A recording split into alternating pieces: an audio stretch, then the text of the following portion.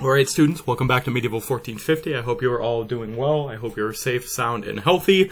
And if anyone has participated in the protests, I hope you are all safe and sound. So today we're going to be talking about medieval Spain, as you may be able to tell from the name of the lecture. However, there are a few reminders. First and foremost, you should all be well aware of the fact that Source Analysis 3 is due this Sunday. Secondly, and perhaps of equal importance, is the last text that you need to purchase, the poem The Cid, is to be read for the next set of readings. So Monday and Tuesday, of course, sort of like the Song of Roland, you don't expressly have to read them on those specific days. However, I strongly suggest you read them as soon as possible, primarily because it makes up potentially half of the possible prompts you can write on for the Song of Roland / Poem of the Cid essay. So that is up to you. And if you have read neither of them, then you might want to get on that because you're going to have to write on at least one of them. The Poem of the Cid is one of, once again, the two possible texts to write on for the second essay. And like Song of Roland and Hropkill Saga, well, not really like Hropkill Saga, but definitely like Song of Roland, there will be a required study guide that will supplement all of that week's discussion board posts. The study guide, not just the study, but the study guide is required, but I will still upload optional discussion board questions to allow people to make up missed discussion board posts. The reason why I am not making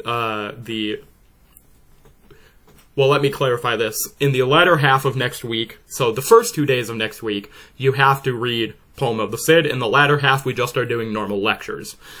However, because I'm asking you to upload a study guide, as well as write a source analysis, as well as write an essay, all of which are due not this Sunday, but the following Sunday, I'm going to instead make optional discussion board questions to allow for you to make up missed ones, but also if you decide to not do them, that is totally up to you. As well, I will give you some additional time to worry about the Poem of the Cid study guide, because it's ultimately up to you if you want to write on the Poem of the Cid. However, it is very strongly recommended that you read the Poem of the Cid because there will almost certainly be questions on the final about that text. It's a long text, there's a lot to talk about, so you can't really get out of reading the Poem of the Cid in the first place, especially because there is a study guide requirement. Anyway, today we will take up a region we have skirted around a serious discussion of and dive into the history of the Iberian Peninsula. This means we'll be bringing in a lot of other lecture material, that is the early Middle Ages, the rise of Islam, Carolingians, and the Crusades, just to name a few. It will also be a good preparation to lead into next week's study of the Poem of the Cid. So, to begin, we're going to need to turn the clock way, way back to one of our first lectures, and that is one on the early Middle Ages and the migrations of people. One of the many groups we talked about then were the Visigoths. They were a subgroup of Goths, themselves a large conglomerate of Germanic peoples that arrived on Rome's borders at the close of the 4th century. By the start of the 5th century, these people were largely Christian, although many followed the heresy of a man named Arian. This is where we get the term Arianism from, but this Arianism is not to be conflated with the Arianism of, like, the Nazis and the sort of German philosophy that was very popular at the turn of the 20th century. No, Arianism in this case refers to a specific brand of heresy. But, despite their similar religious identity, relations between Rome and the Visigoths sour, and in 410, the Visigoths, under the rule of a gentleman by the name of Alaric I, march on and sack Rome. Slowly moving along, they settled down more permanently in the area of Toulouse, which is in southern Gaul, which is today southern France, and from there, they steadily spread into Spain, already only loosely under Roman control, when the Suevi, already there, and the Visigothic kingdom in the way. But their time in southern Gaul comes to a rapid end when Clovis I drives them out in 507. From this point onward, the Visigothic kingdom is bounded to the Iberian Peninsula entirely until the 8th century, never to really expand out of that area. And as a reminder, once again, the Iberian Peninsula is what is now modern-day Spain and Portugal. So the Visigoths were never to leave the Iberian Peninsula once they had been defeated by Clovis I in 507. Now, these are not just barbarians squatting in former Roman territory for over 2 centuries. The Visigoths take over from the Romans, adopting many of their practices, encouraging a healthy intellectual culture, and writing law codes to handle Visigothic and Roman populations within their border. The rest of Europe benefits from this period. The scholar and saint Isidore Seville wrote a text called Etymologies, as close to a handbook on Latin terms as was available to many authors in this time period. And this was a text that would continue to be very popular for the next 1,000 years. His definition for the term historia becomes the only real standard for history writing in medieval Europe. But we shouldn't sugarcoat Visigothic Spain either. Like many other groups, they mistreat their Jewish population and treat them as a distinctly separate population. They also are dependent on a centralized administration and a strong king. That's fine when there is a competent and strong king. But when the king dies, all bets are off.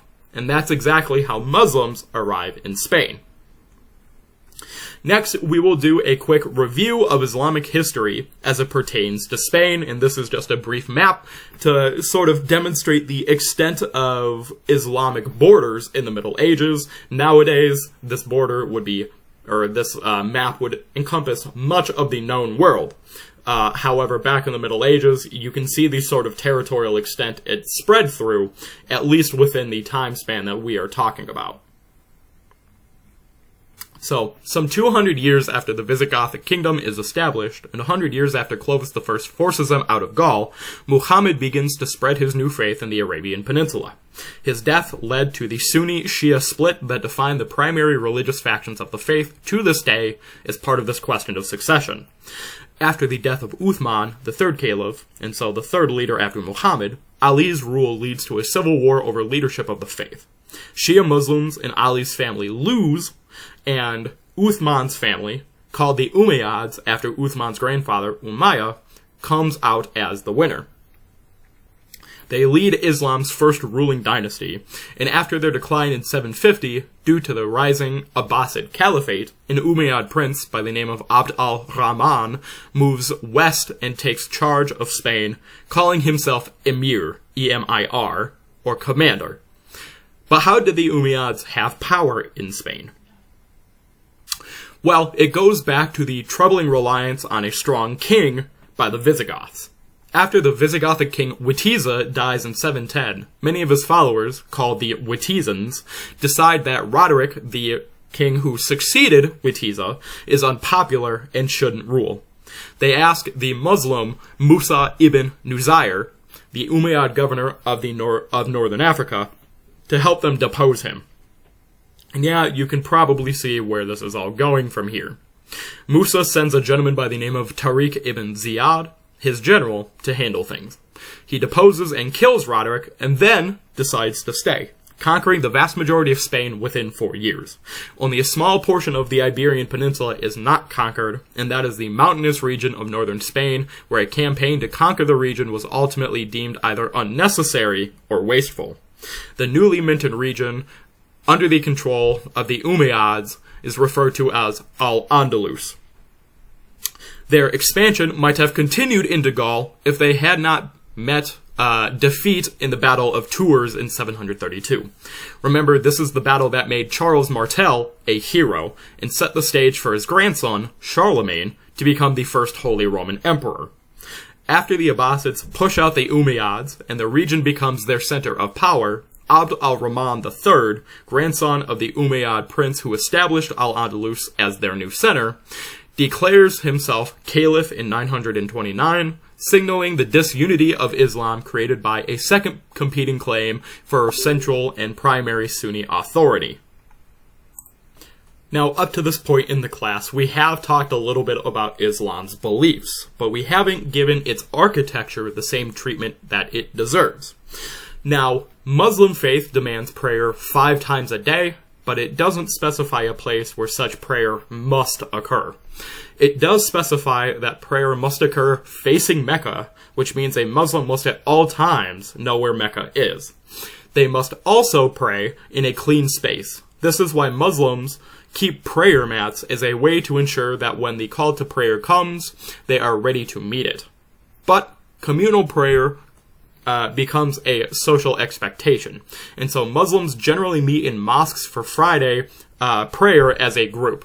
This means a mosque needs to be large enough to house all of the males in the local area. The term mosque means place of prostration, referring to Muslim prayer done by putting one's head to the ground as seen here in this image. While Christian churches required a specific place for religious ceremony to occur, like synagogues, mosques are first and foremost designed to enable prayer and be a place for communal meeting and activity. This means no altar exists to build a singular focus around. To enable prayer, the direction towards Mecca is always made very clear, and the space is kept as clean as possible so no prayer mats are needed in that area. And you won't be wearing your sneakers into a mosque either. The final key element is a minaret, a tall, thin tower from which the call to prayer was put out.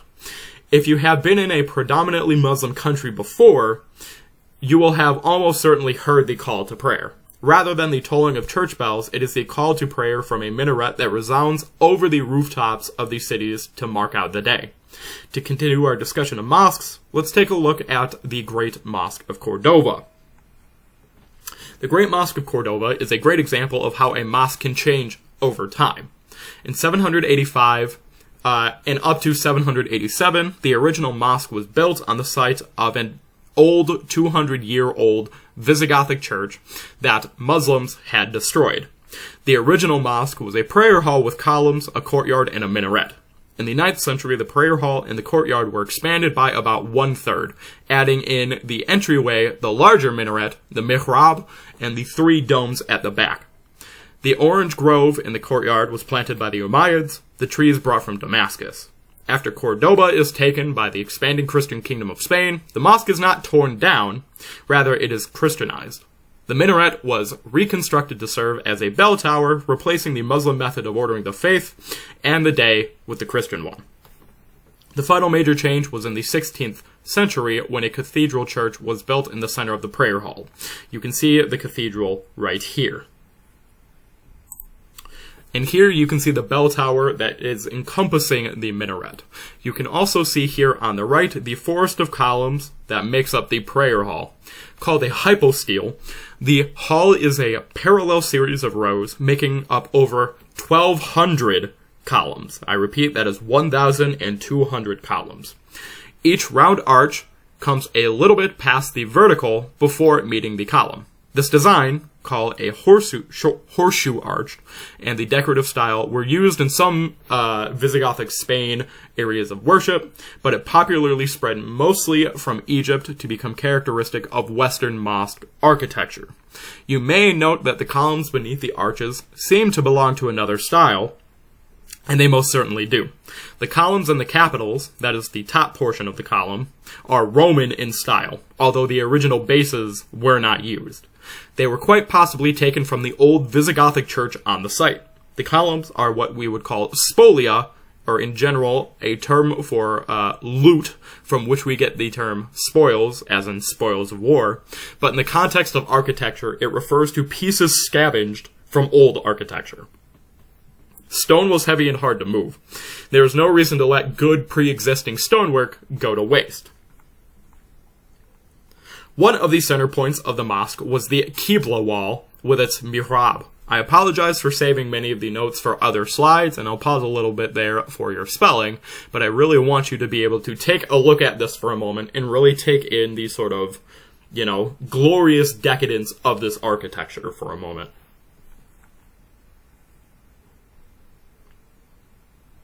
And I want you to pay attention and notice any little subtle details you may notice, because once again, this very decadent, very impressive architecture.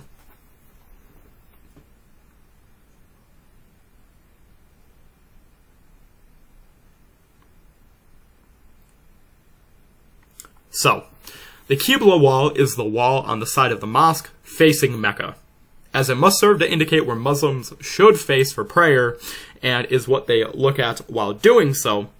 It tends to be the section of the mosque given the most decorative attention. Strangely, the Qibla wall of the Great Mosque of Cordoba faces south, not east. The reason for this is unknown. As the point in the Qibla wall closest to Mecca, a mihrab is constructed. This is a niche which forms the centerpiece of the mosque's facing and the orientation of prayer. The mihrab is not only extremely large, almost a room unto itself, but is incredibly beautifully decorated. It is the construction project that earned Al-Hakem II a pivotal place in the story of the mosque, a matter we will return to. So, nearly every space has an intricate mosaic work and gold leaf, all of which would, of course, have been done by hand by dedicated artisans. The decoration is primarily geometric or floral, as Islam is aniconic. This means they lacked images of Muhammad and Allah, and in general, their mosques avoid any human depictions whatsoever. In addition to these patterns, mosques incorporated a great amount of Kufic script. This is a highly stylized, ornamental form of Arabic script designed for the use in the Quran and used extensively in monuments. It was considered so beautiful that medieval and early modern Christians made use of both Kufic and pseudo-Kufic scripts for their own decorative purposes.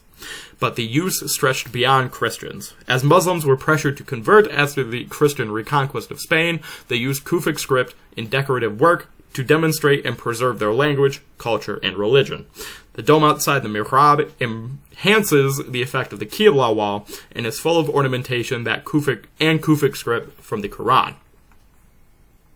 Now, I had mentioned a dude by the name of Al-Hakem, so let's take a look at the long-term resonance of Al-Hakem's work. Al-Hakem II was the second caliph of Cordoba, that is, the capital of Umayyad Spain, today called Cordoba, and he was famous for his additions to the Great Mosque of Cordoba, where he in particular converted the mihrab into an impressive monument that we have already discussed. Now, this story in your primary sources comes from El Conde Lucanor, a text framed as a series of stories told to a young count by the name of Lucanor to instruct him on his behavior. Written in the 13th century, it looks back to a time before Christians took the city, although the specifics of the story are not attested to by Arabic, that is, more contemporary sources. This suggests it tells us less about Al-Hakem's rule as it does about 13th century Spain. But before we leave the Great Mosque, we should address it. So, what happens? Well, Count Lucanor has realized he's being mocked for his innovations. Unlike people such as Cid Roy Diaz, that is, people like El Cid, he is by now, at this point in history, quite famous. But what is the difference between the achievements of people such as El Cid and Lucanor?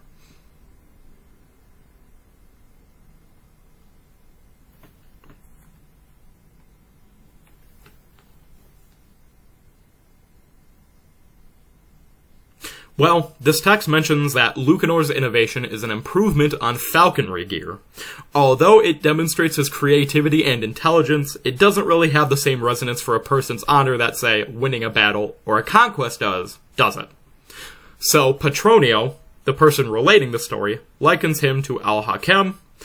Now, is he a good or a bad king?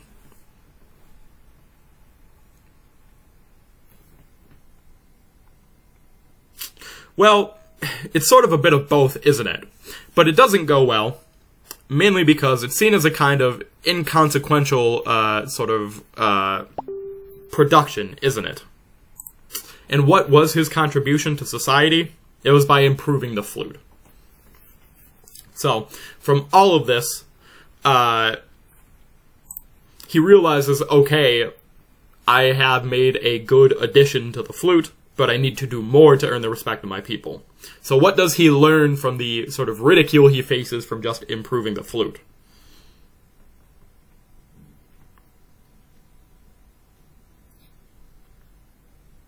So he sets himself in motion to do something truly impressive, and completes the Great Mosque. The mocking is transformed into praise, because now his achievements are worthy.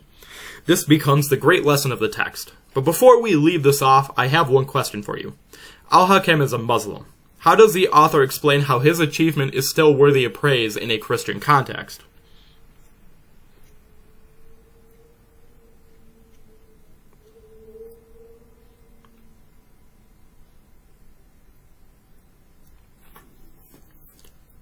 So there is this mention of how King Ferdinand III conquered Cordova, which happened in 1236, or 1236, and converted the mosque into a church. This means that not only did Al-Hakem do something great in the context of his faith, but in the end the achievement was a good work turned to the benefit of the Christian faith. So, since we have brought up this mix of faiths in the peninsula, let's address that. While the conquest of Spain was rapid, its conversion was not. By the 10th century, only an estimated 25% of the population was Muslim. The rest were either Christian or Jewish. Some of the population were, as in most conflicts, enslaved or killed during the conquest, but most were given the choice between conversion or remaining Christian. And like in much of the Muslim world, and also a practice also used in Christian kingdoms, an extra tax was imposed upon non-Muslims, a major incentive to conversion in place of conversion at sword point.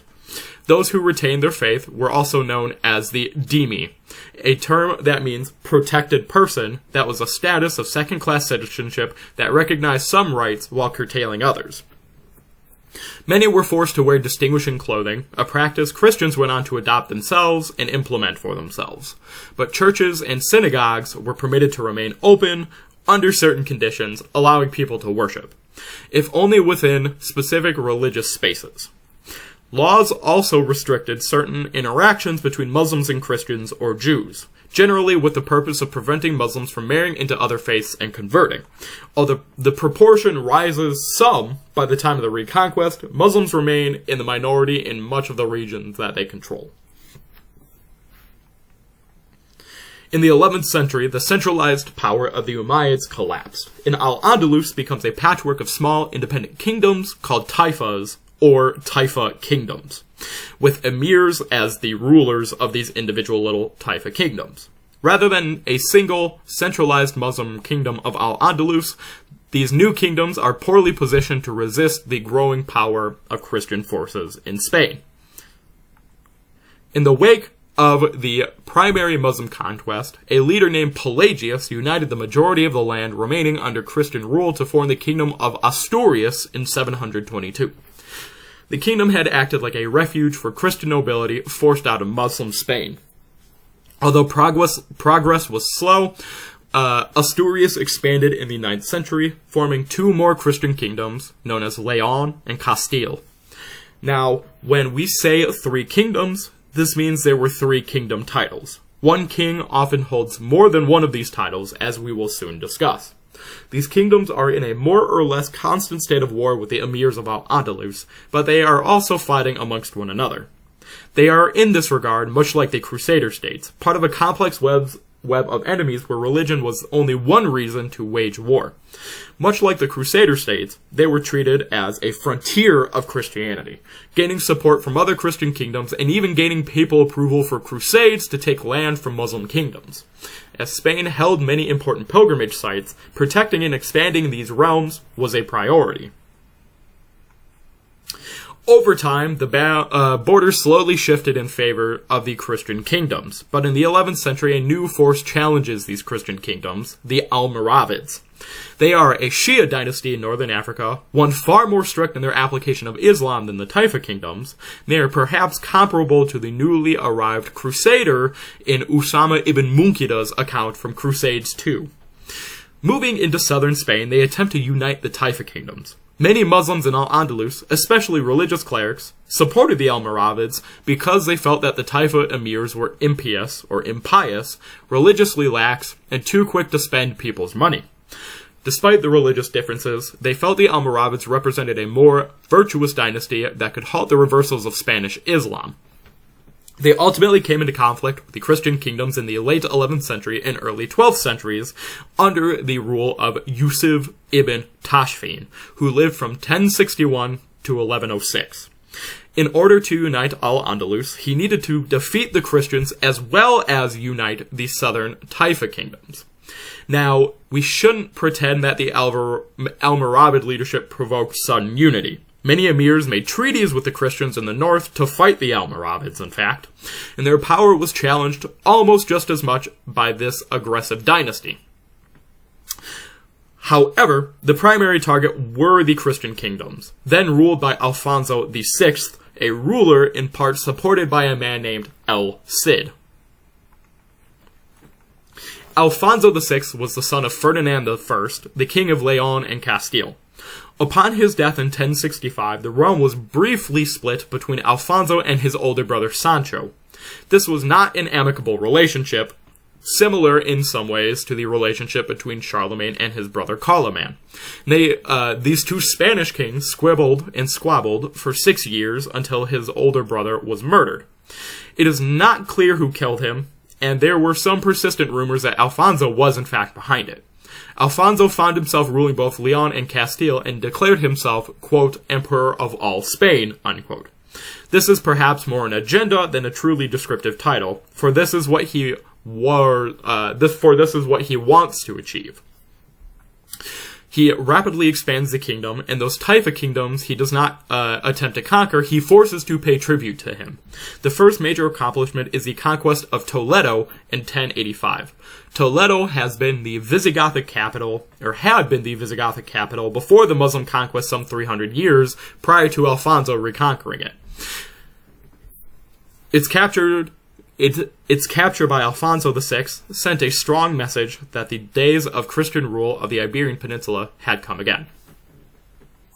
One of the major players in Alfonso and Yusuf ibn Tashfin's conflicts was a man by the name of El Cid.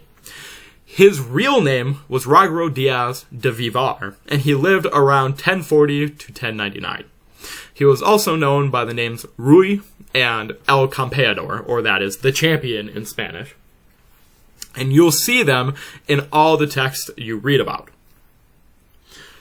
The son of a peasant and an aristocrat, he does not come from the most illustrious background, and his noble status is due to the position he made for himself rather than the one he was born into.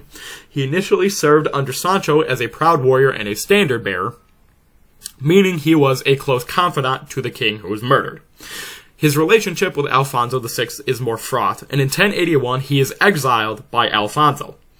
After his exile, he served as a mercenary for the Muslim ruler of Zaragoza, where he actually fought the Christian kingdoms of Spain. In doing so, he earned the nickname El Cid, coming from the Arabic words Cid or Said, which means Lord. During a comparatively brief reconciliation, he assisted in the battles against the Almoravids under Yusuf ibn Tashfin. By 1092, he seems to have been exiled again, where he carved out the kingdom of Valencia, which he ruled from 1094 to 1099. By this point, although he may have been nominally a subject to Alfonso, it was extremely tenuous and he was relatively independent. The poem of the Cid, which you are all to read this weekend, was not written for decades after his death, around 1140. It came at the right time, however, as the Almohads became, in the late 12th century, the next North African dynasty to attempt to reunite Al-Andalus, catapulting a narrative of El Cid, the loyal but maligned vassal who fought Muslims to protect Christian Spain, into a permanent place as a national hero and a unifying figure. The Almohads, who are in many ways the successors to the Almoravids, are defeated in 1212. Over the course of the next few centuries, the decline of Muslim power in Spain progresses. Called the Reconquista, it is a slow series of back-and-forth conflicts with successive North African dynasties trying to reverse the situation, and each turn failing. The Muslim presence in Spain is reduced to the Emirate of Granada, the region that we can see here in red.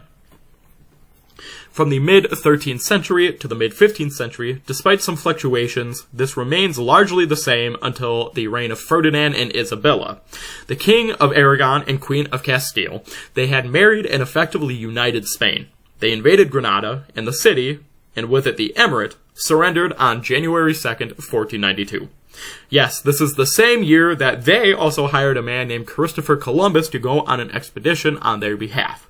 But it's also when their efforts to Christianize Spain turn inwards. The Spanish Inquisition soon begins as Muslims and Jews are forced to convert or leave. On this decidedly uncheery note, we will end our lecture for the day. The first half of next week will be devoted expressly to the Cid, and the final big text of the course, a tale based upon the historic context that we have discussed today.